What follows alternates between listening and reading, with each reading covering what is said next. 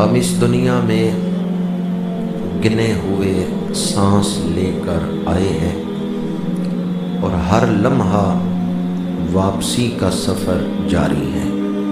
ہر سانس ہمیں دنیا سے دور اور آخرت کے قریب کر رہا ہے۔ سانس لیتے لیتے پھر انسان اس مرحلے پہ آ جاتا ہے کہ جب آخری سانس اس کے دہن سے نکلتا ہے، اس کے حلق سے نکلتا ہے۔ اس دنیا سے ہم کون سی چیز لے کر جائیں کہ جب ہم آخرت میں داخل ہوں تو اللہ راضی ہو، ہمارے لیے کامیابی ہو، آسانیاں ہوں، اللہ کی رحمتیں مل جائیں۔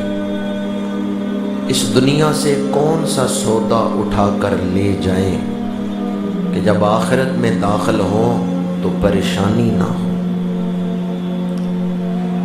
اس دور کے اندر انسان اس قدر پریشانیوں میں مبتلا ہے کہ میں سوچتا ہوں ایک انسان کیا کیا کرے۔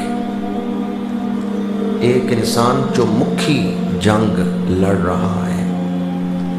اس دور کے جو فتنے ہیں یا پریشانیاں ہیں یا مسائل ہیں، ان کو اگر میں گنواؤں تو جمعۃ المبارک کا سارا وقت صرف وہ پریشانیاں بیان کرنے میں ہی صرف ہو جائے گا اور ان کا کوئی حل تو بیان کرنے کا موقع ہی نہیں ملے گا۔ اس قدر پریشانیاں پیدا ہو چکی ہیں اس دور کے اندر۔ 90 کی دہائی سے پہلے، یہ 85 سے پہلے زندگی اتنی تیز نہیں تھی، ٹھہراؤ تھا زندگی میں، کیونکہ اس وقت ابھی سوشل میڈیا نہیں تھا۔ ٹیلی ویژن اور ٹیلی فون تو آ چکا تھا لیکن ابھی موبائل نہیں آیا تھا۔ جب موبائل آیا اور پھر اس کے اندر نیٹ آ گیا تو جیسے دوڑ لگ جاتی ہے، زندگی کو ایک دوڑ لگ گئی۔ ہر روز نئے حالات کا سامنا کرنا پڑتا ہے۔ روز زندگی ایک نیا سوال کر دیتی ہے اور بندہ بڑی مشکل سے اس کا جواب سوچتا ہے تو اگلے دن زندگی ایک نیا سوال کر دیتی ہے۔ ایک انسان کیا کیا کرے؟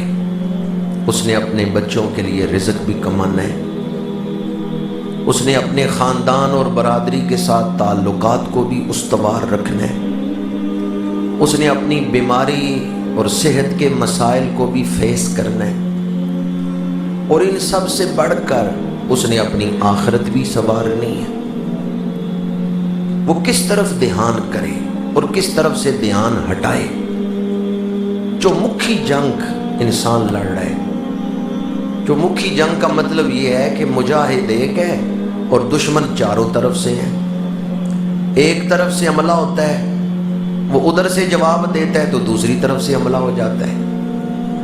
روز نئے فتنے بھی پیدا ہو رہے ہیں، ہمارے عقائد پر حملے ہو رہے ہیں، اور عمل کرنے کا جو جذبہ ہے وہ بھی سست ہو رہا ہے۔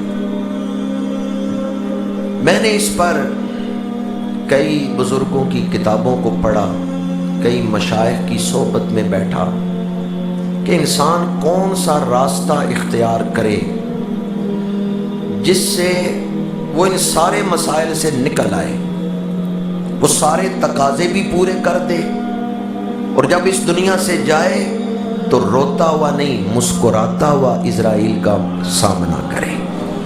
حضرت اسرائیل علیہ السلام آئے تو یہ مومن یہ نہ کہے کہ نہیں نہیں مجھے تھوڑی سی مہلت دو، میں فلاں کام کر لوں، بلکہ وہ خوش ہو کہ میں تو تیرا انتظار کر رہا تھا۔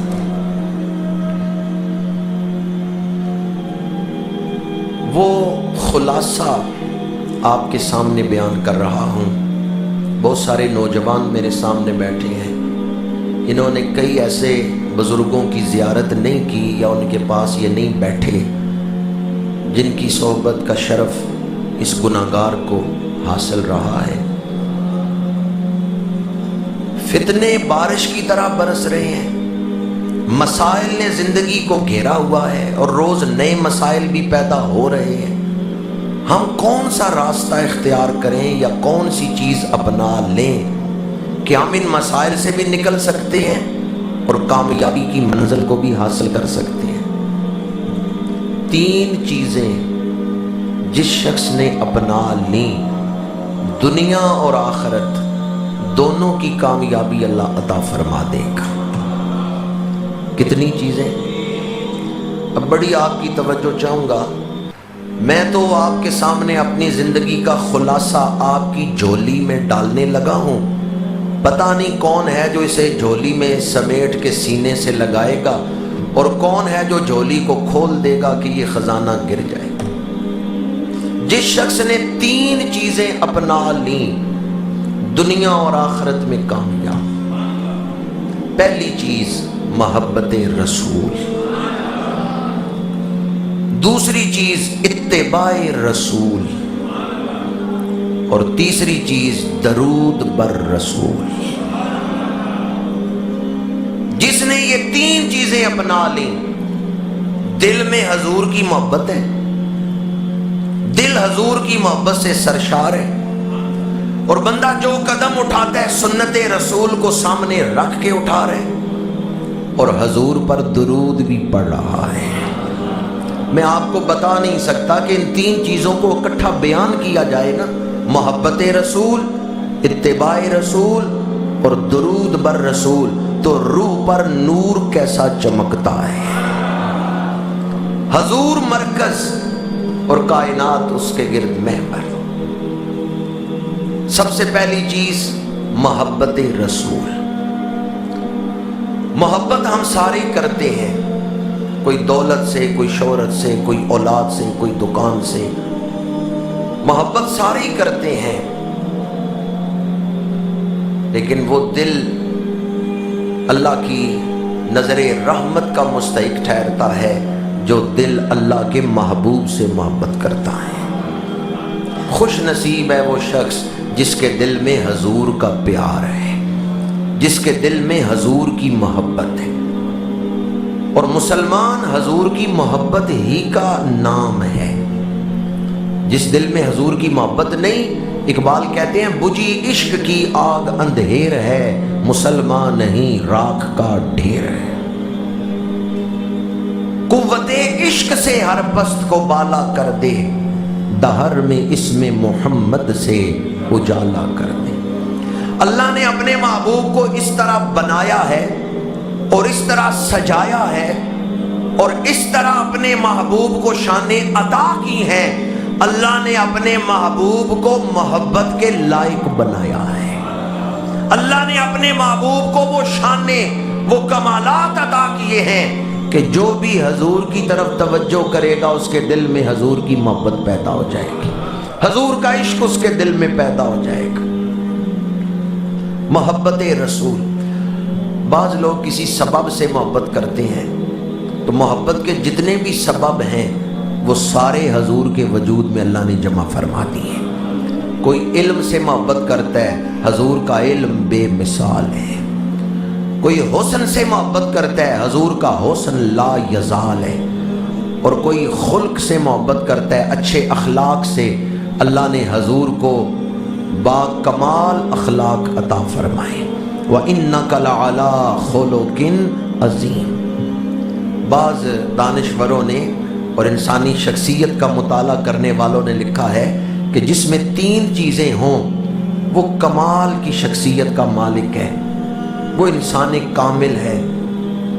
علم ہو، حسن ہو اور اخلاق اعلیٰ ہوں۔